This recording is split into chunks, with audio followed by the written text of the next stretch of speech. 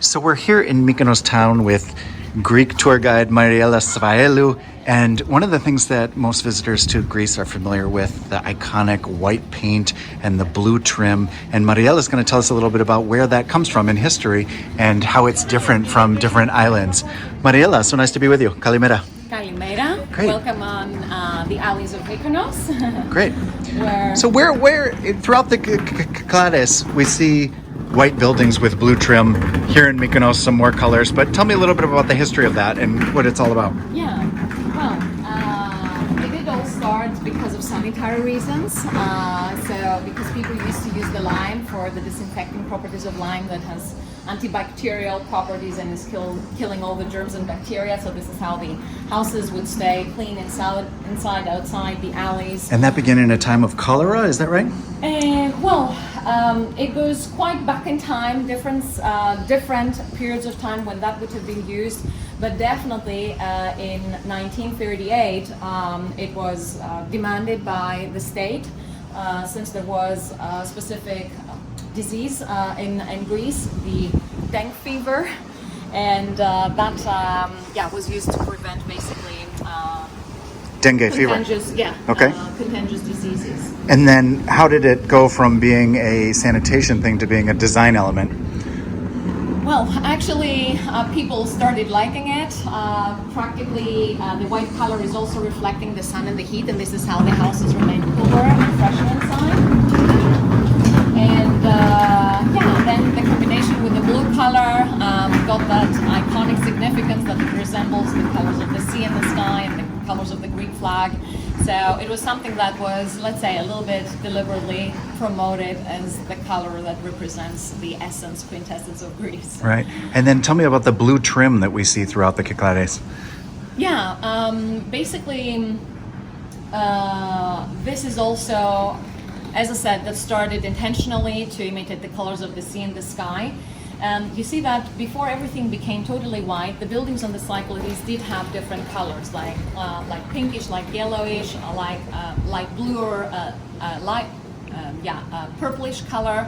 And this is because of the minerals they could mix with the lime. So there was that indigo paste or powder they could mix into the lime wash and create the blue color, basically. Mm-hmm. Was there some connection also to the painting of the boats that I think I've heard about? Lots of the islanders, seamen and fishermen would paint the keels of the boats with red color. So this is something that brought also the red color into play, and in particular when it comes here on Mykonos to our family churches and chapels, those tiny chapels you see everywhere, most of ours have red domes. So one version says that this could have occurred from the leftovers of the paint of the fishermen, since most of these churches, chapels are family privately owned. Mm-hmm.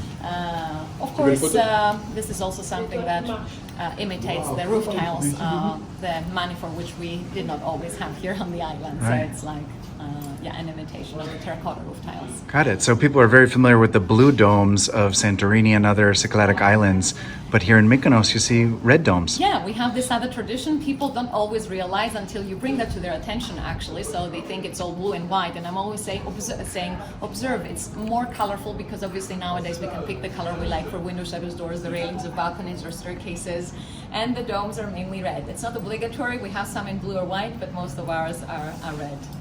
Great. Anything else about the sort of white buildings and structure and paint colors or palette that you'd like to share? Well, actually, you see that we have all those beautiful patterns also on the alleys. This is a decorative thing nowadays, done also because of sanitary reasons in the past. Imagine that every house and shop owner is responsible for the area in front of their property. So they are doing that their own way. That's why the patterns are different from spot to spot.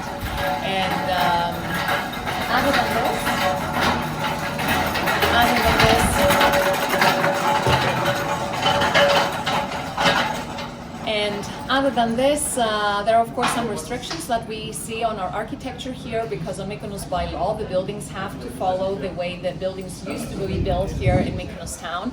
The century-old buildings, most of them go back to the 1700s. So by law on this island we need to follow the way people used to. So on this island, we need to follow the way that people used to build their houses, and there are certain restrictions. For example, size-wise, we are not allowed to go higher than 2 stories. All the buildings have flat roofs. And then we have usually rounded up edges, corners. So are some particularities together with the specific size of windows and doors, or the very ornate chimneys on the buildings that distinguish Mykonos from the rest of the Cycladic islands, where you have similarities, but we have our own style, let's say so, as well. Great. Well, again, we're here with Maria Elena Sfaelou, who's a Mykonos tour guide. We're in the back alleys of Mykonos learning about not only the history of Mykonos town, but also some of these design elements that you see throughout the Kyklades. Thank you so much, Marilena. You're welcome, my pleasure. If you enjoyed this video, please like and subscribe to see more super useful travel videos about Greece and beyond from SantoriniDave.com.